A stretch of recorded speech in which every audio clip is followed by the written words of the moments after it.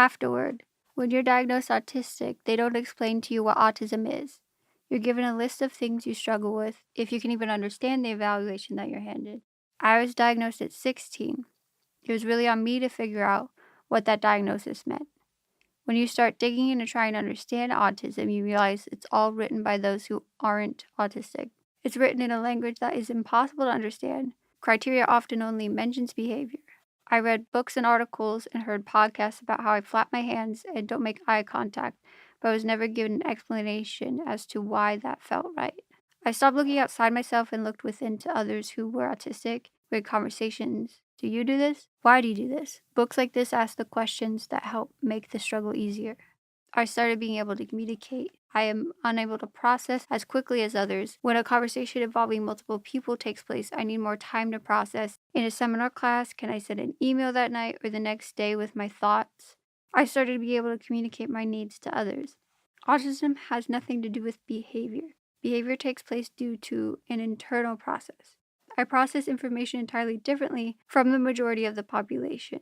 In elementary school, we learned bottom-up versus top-down approach to writing essays. Top-down, you come up with a thesis first or the main idea.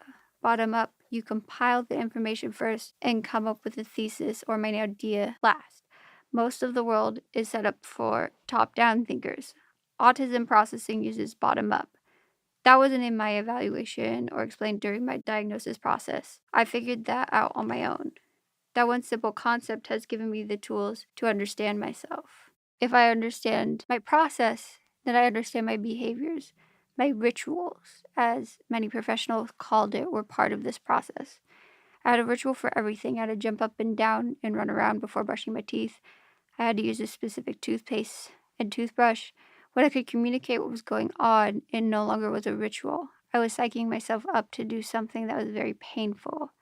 I had found all the tools to make it the least painful process it could be. Pain receptors often go off during intense sensory activities that don't go off in others. If every time you brushed your teeth you experienced pain, I'm sure preparation would look ritualistic to you too. I was often told to be more flexible. I think I'm a very flexible person. I have changed the way I socialize to accommodate everyone else my entire life. I've changed my rituals that help me not experience pain because it bothers other people. I take out my headphones that block out painful noises because it didn't seem like I was listening. Yet I'm often met with inflexibility in accepting my needs without explanation. I could go on and on about how much work I put in so that I can function daily. There's so much put on me to figure it all out. Finding help and support is challenging. Books like this help me understand myself so that I can help myself. And being informed in ways that help me understand my own needs helps me make the choices I need to make to advocate and accommodate myself. The way this book compiles so much knowledge that took me and others so much time and effort and presents it in an easy, digestible format almost makes me sigh in relief that I can refer back to this material over and over instead of scouring for each bit of information.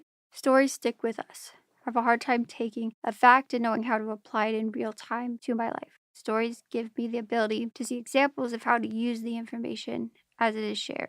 Stories take the idea or the hypothetical and make it real.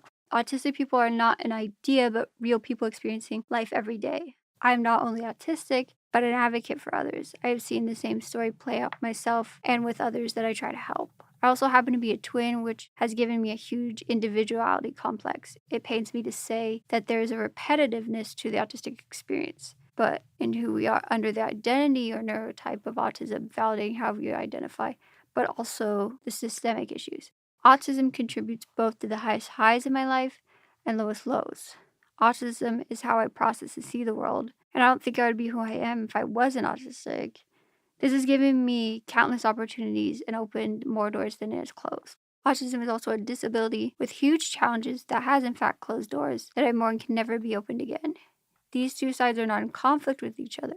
I wish we could have the good without the bad. You can't change autism, but there are doors I would say could be reopened if people read books like this and made changes to the world. When there's understanding and real changes made to accommodate autism and celebrate the strengths, then my life and so many others could lead a better quality life with all the opportunities countless others already have available to them. I had a client point out to me that you surround yourself with certain types of people and experience based on your job. As an advocate, I'm not going to get many people reaching out who are in a great place in life. Most people need an advocate for challenges. I have seen these challenges every day that no one should ever have to experience. I know that if I took the time to look in my free time, which I try to remember to do just that, there is so much good happening too. I have a spark of hope that people who take the time to read a book like this are working toward that better tomorrow. Thank you for reading this, whether you picked up this book for yourself or someone else. I'm grateful that you care enough to take in these words and carry them with you even just for a moment. For so long, I was silent, and not many people tried to listen. Communicating is difficult for me based on my writing. You wouldn't think so. This skill came about by necessity. I would have learned to cook if I did not have access to food at the same age. My missing need was communication. I spent most of my time building this skill in order to meet my needs from a young age. Thank you for taking in what I have to say.